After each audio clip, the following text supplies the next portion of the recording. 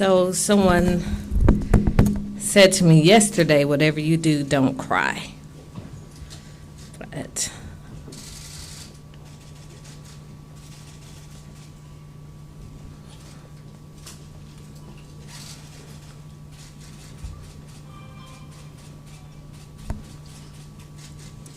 for God's sake, don't have an ugly cry. So I am a much better writer than I am speaker. So I wish that I could have written something profound to say to you this morning. But the only thing that I could write my notes this morning was faith is the substance of things hoped for, the evidence of things not seen.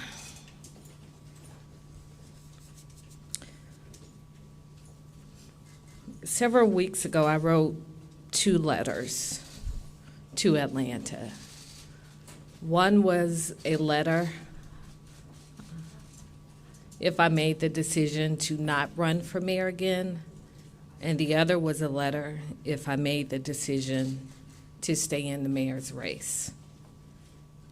And remarkably, they were essentially the same letters. This has been my highest honor to serve as mayor of this city. And many of you all have heard me speak of my family's history in this city, going back almost 100 years. My grandmother would tell me how her father, who was a child of people who were once enslaved from Crawfordsville, Georgia, packed up a horse and buggy, and they made their journey to Atlanta. And my family moved to the west side of Atlanta. And they found community, and they found purpose, and they found a way to make the lives of their children better. And I stand here on their shoulders. So my love for this city was a love planted in my heart long before I was formed in my mother's womb. And I wish that I could tell you there was a moment or that there was a thing. But when you have faith and you pray for God's wisdom and guidance, in the same way that it was very clear to me almost 5 years ago that I should run for mayor of Atlanta, it is abundantly clear to me today that it is time to pass the baton on to someone else. I am immensely proud of the men and women whom I have served with. I could not ask for a better team of people who have a heart and a love for the people of this city.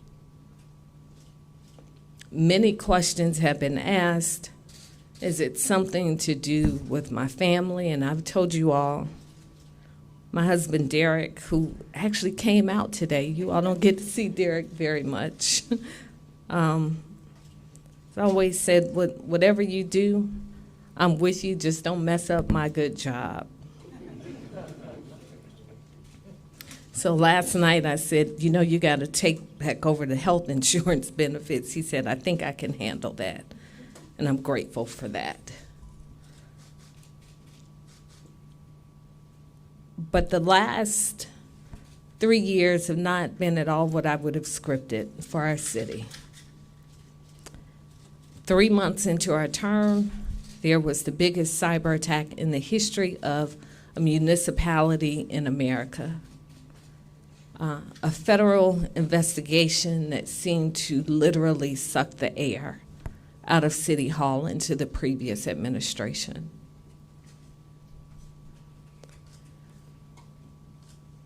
There was last summer. There was a pandemic. There was a social justice movement. There was a madman in the White House. And at every turn and every opportunity, this city rose above, and I am so proud of that. And what I know is that in the absence of my speaking my truth, people will insert a narrative, which is why I'm here today. Roz Brewer is my girl. I love her dearly. But she didn't get to be the CEO of Walgreens by offering jobs to random friends. I am not going to Walgreens in Chicago. Derek is not going to Walgreens in Idaho. I can't get Derek to move 2 miles off of Cascade Road. So I promise you that is not true. I don't know what's next for me personally and for our family. But what I do know is that this is a decision made from a position of strength and not weakness. I've raised the money. I had the most successful fundraiser of any mayor in the history of this city with President Joe Biden. I polled it. Nearly 70% of the people in this city still like me. If the race for mayor were held today, I would win this race without a runoff. That's not me making it up. I've seen the poll numbers. And even with all of those things that I know to be true and I know what I could do, just because you can do it doesn't always necessarily mean that you should do it. I can be mayor again, but there is a reason that there are elections every 4 years, and in the same way the people have the opportunity to make a decision every 4 years, candidates also have the opportunity to make a decision. And the decision that I have made after thoughtful prayer and consideration is not to seek another term as mayor of this city. So with that, I am going to open up for any questions that you have. Mayor, are you done with electoral politics? And I ask that because you just mentioned the money, and you have the option of that money you've raised, hold that money for potentially a campaign down the line. Is that possible, or are you going to return those funds, or what's your option? So this morning, if my donors have not already gotten a letter, they will get one shortly offering to refund the money and the donations that they have made to my campaign. You can't transfer campaign funds from one campaign to another campaign. And people very generously gave to our campaign, and I think it's only appropriate that I offer to return those funds to them. In terms of the future, I don't know what the future holds for me. I know I will be mayor until the first Tuesday in January. And what I have always said is that I want to leave the city better than I found it. So I will keep doing all of the things that we have done each and every day. We are going to keep working on affordable housing. We are going to continue to work to make sure that people who are living on our streets have a home and the supportive services that they need. And we are going to continue to do every single thing in our power to make the city safer. Mayor, you talked about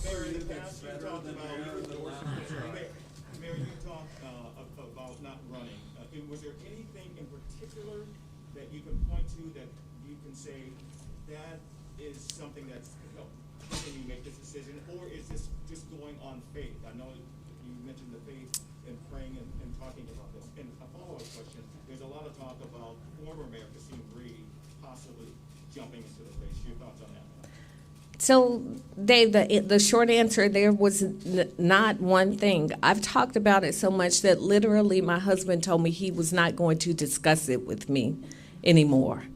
And I am very grateful for the people who I have talked to and sought their counsel who kept my confidence. This is not something I woke up and decided yesterday. This is something I've been thinking about for a very long time. And I joke, but really seriously, a tornado came down my street, literally, just a few days ago. And it was just this reminder of moments and things are bigger than one person. And quite honestly, if there were a person who I knew could step up and be the mayor that this city needs, I likely would have made another decision when I was offered a cabinet position. But I wanted to finish what I started, and I didn't see who could step in and lead this city. And the voters will decide who that person is. And in my multitude of conversations with God about this, I am not God. I don't know who else he's speaking to and who else will take us to the next step. But what I do, I have a pretty good idea of the people it should not be, but that will be for the voters of Atlanta to decide. And that's part of the reason behind my timing in making this announcement now, to give a candidate who perhaps won't be a self-funded candidate. It's easy for someone wealthy to write themselves a check and run for office, but to give someone an opportunity to truly go out, fundraise, organize a campaign. Did you talk to former Mayor Kasim Reed about this at all, about running? No. Mayor, do you think some of the criticism against you has been unfair? That comes with the territory. That comes with, my kids criticized me last night. I mean, I think my house is a microcosm of the electorate across this city. One said, "Mommy, I'm so proud of you. That was the best decision." And another one said, why would you do that? What are you thinking? And then another, back and forth, and one said, "You'll never be on time for school again. I hope you know that." I mean, so, I can't satisfy my own household. So criticism comes with the job. You shouldn't put yourself out if you can't take the criticism. Is there something that stands out to you just emotionally about these last years that really sort of put this in framework? Because obviously you mentioned some of the lowlights of what's happened. What will you remember fondly, and what really impacted you in a negative way? Well, I know this is a big press conference because you're back in City Hall. Thank you, Ryan. Mama, we made it. The highlights really have been the last year, that when this city faced the toughest of times and there was no playbook, there was no handbook, there was no leadership in the White House, we were at odds with the state, that we stepped up and we did it the Atlanta way. We served 119,000 meals. We got $88 million in CARES Act funding. When was the last time the city of Atlanta has gotten that much money and there not be a scandal attached to it? $80 million of that went out into our communities. The men and women, our firefighters, our police officers, our sanitation workers never stopped working through the pandemic. The vast majority of our workforce never stopped in the midst of the pandemic. That makes me proud. We created a Strength and Beauty Fund. We gave money to cosmetologists and barbers. We gave money to small businesses. We gave money to the creative industry. We stood in the gap for so many people in what was the toughest and most difficult of times, and not having any blueprint on how to do it, and we got it right. That makes me proud. Mayor Bottoms, can I ask about life on the other side? Is there a life for you that's better, or a job for you that's better than being mayor of Atlanta? If there is, I don't know it. I don't know what it is. And it, that is scary. But as a very dear friend of mine, Vicki Palmer, said to me, it's not faith if you know what's on the other side. As far as I know, the only mayor who sought not to run for re-election was Maynard Jackson when he came back the second time. So this is something that's not ordinary, but I don't believe that I was created and elected mayor because I'm ordinary. So I know in the same way that I knew what I knew when it was time to put myself forward to run for mayor, I am quite sure I will know what I know when the next opportunity comes. Can you talk about your goals for public safety for the remainder of your term? Absolutely. My goals for public safety are to make sure that this city is safe. We've had a very challenging year in this city, and we are unfortunately not alone. Across the country, we've seen a spike in crime, and it has so much to do with people emerging from this pandemic. People have died. People are dealing with anxiety. They're dealing with depression. Everybody's house has not been a safe place for them. Some of us have found refuge in our homes, and for other people, it's a nightmare. I know that even from City Hall, trying to get people not to come into City Hall, because for so many people, walking out the door every day is their safe place. So we are facing a spike in crime that I will continue to do everything I can do alongside Chief Bryan and the other men and women of this city to make sure that this city is safe. And I'm doing that not because I'm mayor, but because I'm a mother in this city. This is where my family lives. So I want this city to be safe for my family in the same way that I want it to be safe for everybody else who's standing in this room. What's your hope for the next leader working under state leadership? You've had a less than ideal working relationship with Governor Kemp. What's your hope for the next person who takes this office in their relationship with leadership that is critical of Atlanta? Governor Kemp and I have agreed on the things that we can agree on. Unfortunately, there's been a great divide on many issues with the state, and I didn't even mention the fight to maintain control of the airport that this city built. That is something that has come up repeatedly in our challenges with the state. So it is my hope that the next mayor will have a good working relationship with our state leaders, agree on the things that you can agree on, and respectfully agree on the things that you cannot. There are, unfortunately, a number of things that I disagree with the governor on, but it has not stopped us from working together on those things that we do agree on. You talked about your greatest accomplishments. What about failures? If you had a chance for a do-over, what would you do differently? I think the thing that I would do differently is that I likely would have asked for resignations sooner than 100 days into office. I would have changed the leadership team in City Hall much sooner. 100 days was not that long, but I can say many of the challenges that I saw on day one were the challenges that I faced on day 100. And so much about it is just a leadership style. Different people need different people working beside them. And it's not that many of these men and women weren't strong leaders in their own right. They weren't the strongest leaders for me and what I needed in terms of my leadership team. Mayor, a question about the next 8 months.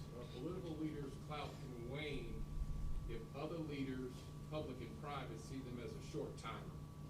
How are you going to keep that from happening for your next 8 months to be effective? Morris, I've never had it easy in City Hall. That's just the reality. So The challenges that I had on day one, I'm sure will likely be the challenges on the way out the door, but I've never cowered from a fight, and I've never backed down from anything that was difficult. So I'm going to continue to push on those things that I know to be right on behalf of our community. Someone said to me many years ago, the first time I ran for office, they said, whatever you do, you should always be able to go back home.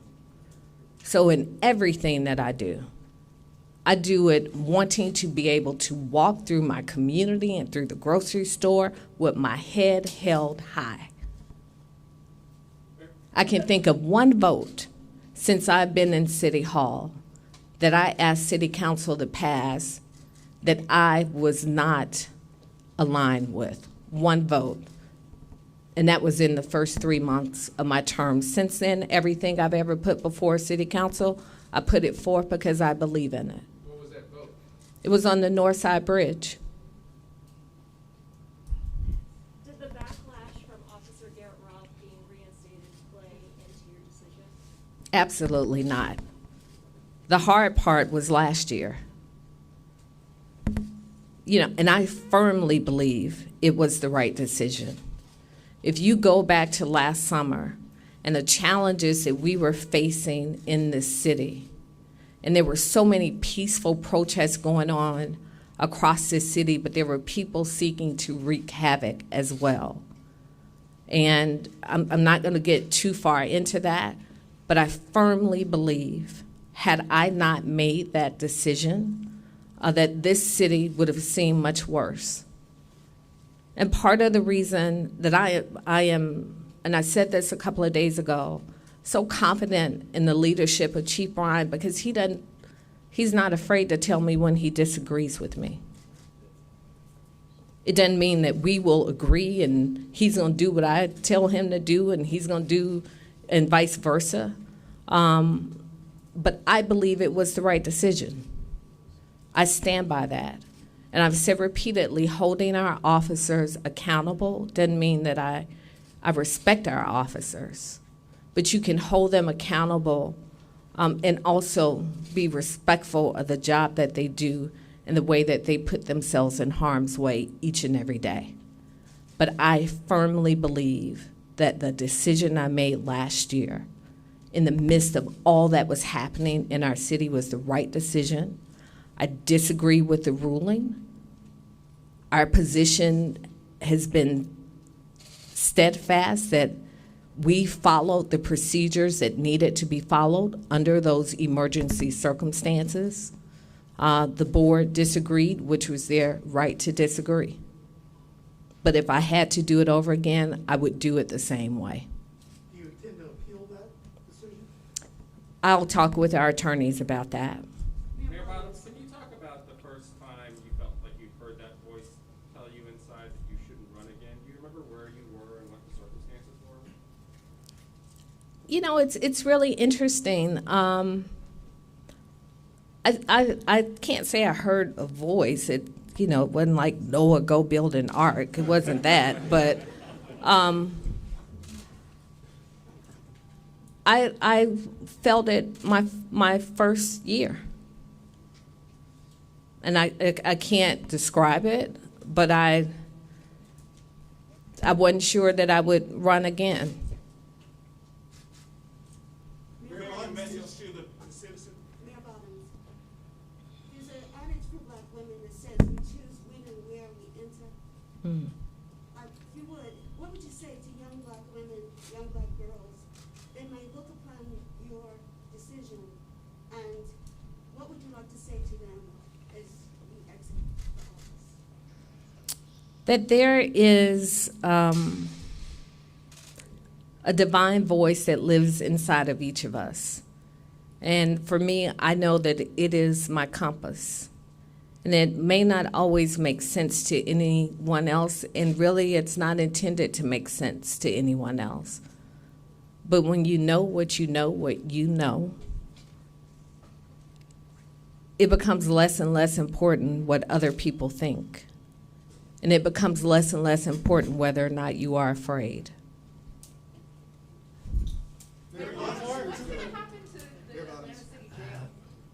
What was that? Do you have a vision for the Atlanta City Jail of turning it into something other than what it is right now? But there's Yeah. pushback in City Hall. In the next 8 months, do you think you're gonna be able to see that through?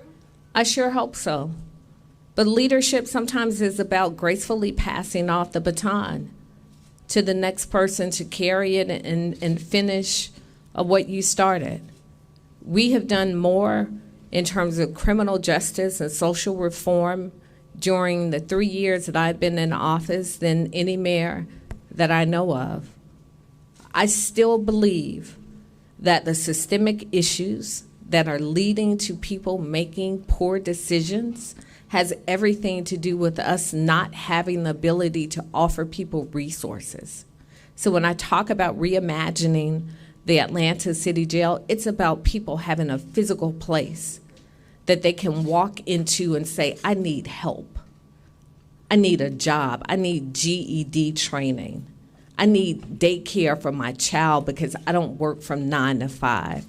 I work from 11 to 7. That's what I envision for the jail.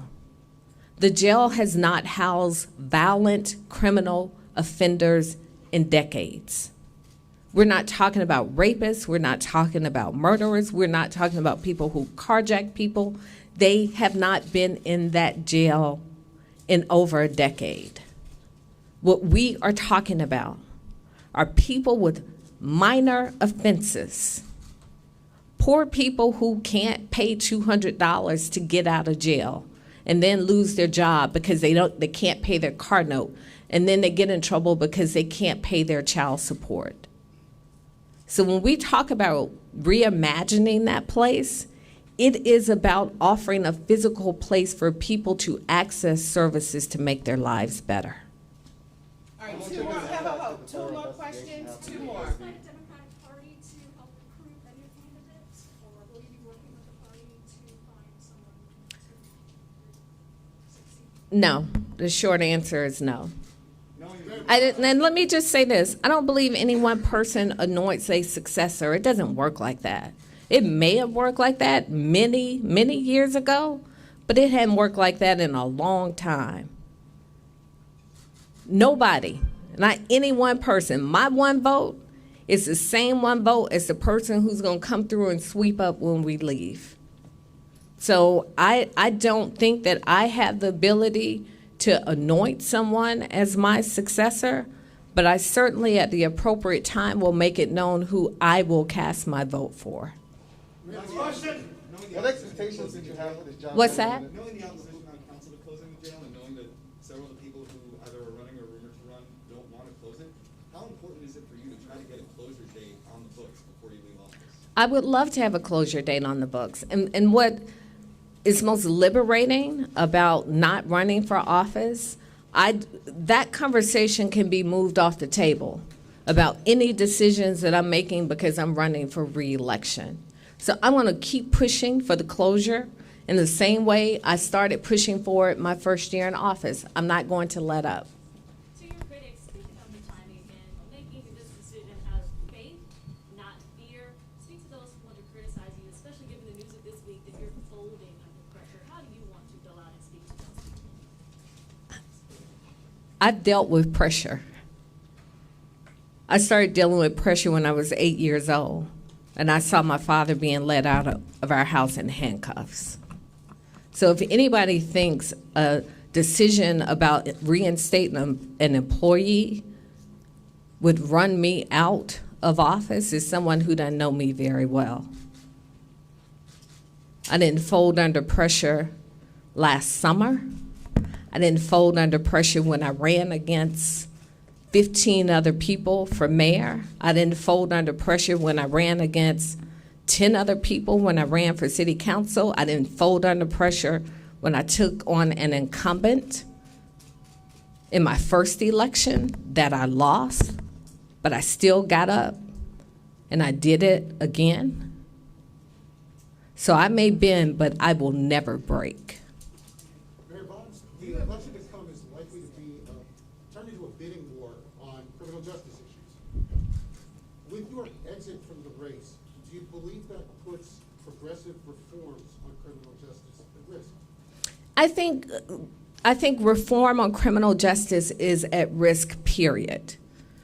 The will that we had in my first year in office in 2018, the entire nation was favoring criminal justice reform.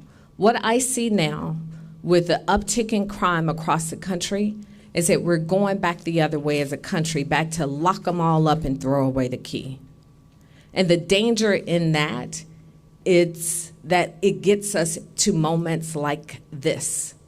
So we have to do short-term things to address issues in our communities with crime, but you have to think long-term on how you break those systemic issues that lead people to make decisions to commit crimes. Did you like being mayor, Mayor Bottoms? Did you like being mayor? Did I like being mayor? I did. I did. It's a hard job. It's a very hard job. But, I mean, there are people who get up every day and do things much harder than this. And they don't have the support and the team that I have around me. So, yeah, I love being mayor. What were your expectations during your inauguration for this job versus the reality of your administration? I never anticipated a social justice movement. I never anticipated a pandemic. I knew there was a madman in the White House, but I didn't know what it would feel like to lead under those circumstances. So there were so many unscripted things. But the things that I spoke of in my inauguration are still the things that are meaningful to me.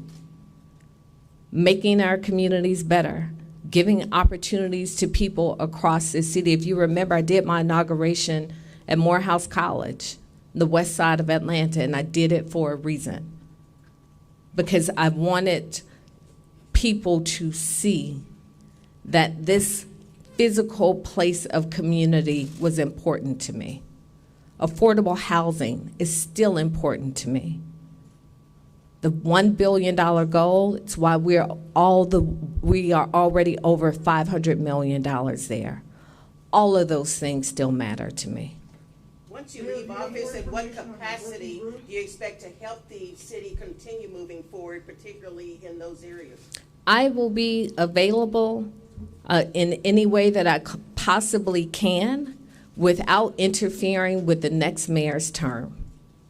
And unfortunately, that hasn't been the case always during my term. Elise is telling me stop talking. At least I am mayor until the first Tuesday in January, okay? As I was saying. I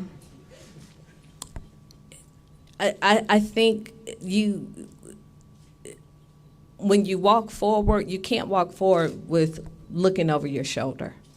So I will be available in any way I possibly can. What's that? Would you be more interested in a role in the Biden administration after this? You know, we'll see.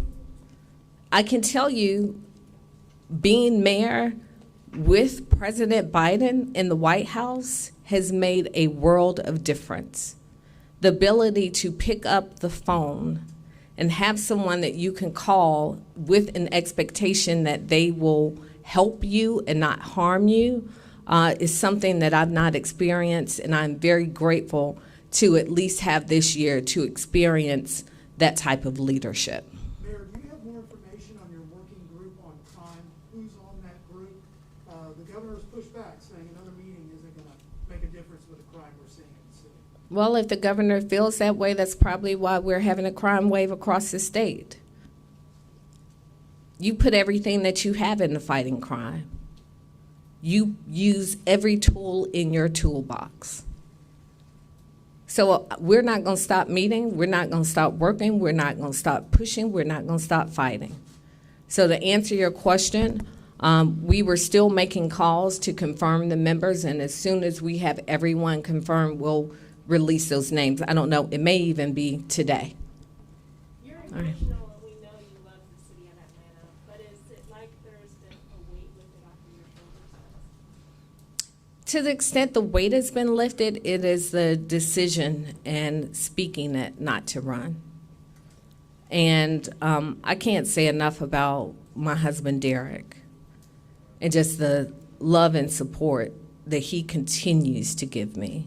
And the great thing about being from this city and being from what I call this village of Atlanta, I have people who friends I've made in kindergarten who will love and support me personally, whether I'm mayor or not. So part of the delay in my decision was the guilt. Am I doing harm to my city by not running for mayor again? But there's a reason I did not take the opportunity to go to the White House. I signed up for 4 years. 4 years.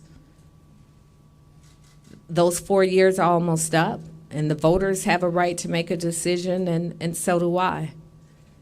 And this is the decision that I've made, but it is a very difficult decision. Mayor, there was something you said earlier that I think was really interesting. I want to come back to it. You said that one of the mistakes that you may have made was not asking for resignations within the first 100 days. I have long believed that you may have had trouble trusting the people broadly who work in your administration, like because of this ongoing FBI investigation. And you said in your letter that a lot of people here have felt afraid of making a mistake because they were afraid that they'd be castrated by us. Yeah. How long did it take you to trust the people you were working with enough? I can't say. I would imagine it's when I got my team in place. And I think that's not particular to this administration. I think that's just the nature of the beast. And as my husband said to me one day, it's not really paranoia if they really are out to get you. And, that's the nature of being an elected official. And again, it's, every leadership team is about synergy and who fits with the person's leadership style. And, you only think I shed tears today. When I talked to my cabinet last night, I am so honored to work alongside the people whom I work with every day. What advice and priorities do you hope the next mayor has for Atlanta? That will be for the next mayor, but I can tell you what needs to continue. The work to close the income gap in the city, the work to make sure that this city is still affordable for everyday working people, the work to make sure that the people who are still living on our streets have access to the services they need to be healthy and whole. That's the work that will never end. Mayor, what is your response to the ethics violation for the campaign contribution back in 2017? Where do you stand with that today? The ethics from 2000 contribution? That's- 2017? that's been resolved. And what is your position on that today? I mean, that's My position was made clear when we resolved it, that it was not intentional. The ethics board agreed with that, and we resolved it. Y'all just making up questions now, right? Okay. Thank you all.